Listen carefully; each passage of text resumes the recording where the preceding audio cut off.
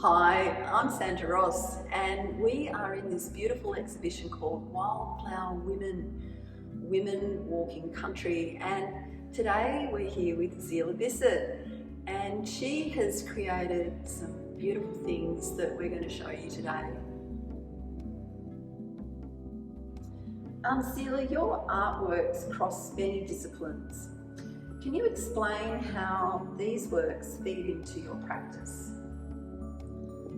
Well, thanks for that question, Sandra. It makes me think. Years ago, in about 2003, I had an exhibition here at Gympie Regional Gallery, Fire and Earth, and that was all pottery and glazes and high flashing fire effects. And since then, my practice has really changed, because when I went to work for Education Queensland, which I ended up doing 24 years. It was only going to be 10, but something happened. Yeah. And I realised I couldn't really be a potter, not with that workload. You know, you've got to get the whole kiln full before you can finish anything. And then I discovered paper making and felting. And these are two media where I can put it down with the partially finished state, and I can pick it up again when time permits. Nothing's been ruined or gone hard or had to get thrown out. So that really marked a big change of direction for me. And it was at a Steiner education conference called the Vital Years down in north of Sydney that I was lucky enough to do a really basic felting workshop with a woman called Lana.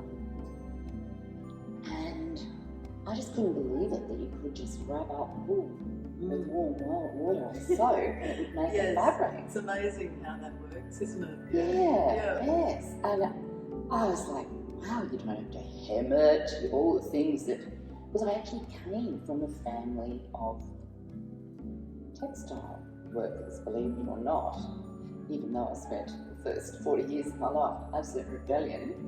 And you know, my mother was a good sewer, she sewed everything we wore. My aunt was even better. She did whole weddings, and you know, the bride and the bridegrooms and the mother of the bride, and she could make a pattern, you know, based on their measurements. So I really didn't want to do it, but it was really funny because I spent those 20 years immersed in fire and earth, and then all of a sudden I couldn't escape anymore. Yes. You're immersed with wool and water. That's right. So it was the other complementary elements had to come into play, I guess, in my practice. So it is interesting when we look at our practice over long spans of time like that, how these things can emerge. Would I be correct in saying your artworks, Zela, displays something about the comradeship of this exhibition, Wildflower Women Walking Country?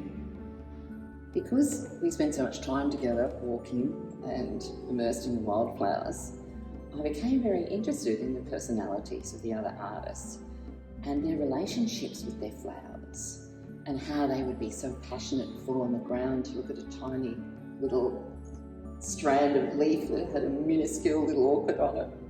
So I got the concept of making specific paper out of natural fibres on which I would then paint the portraits of the woman with her flower. Thank you, Zela, for sharing more about your felted garments and lovely portraits in this exhibition, Wildflower Women 3, Women Walking Country.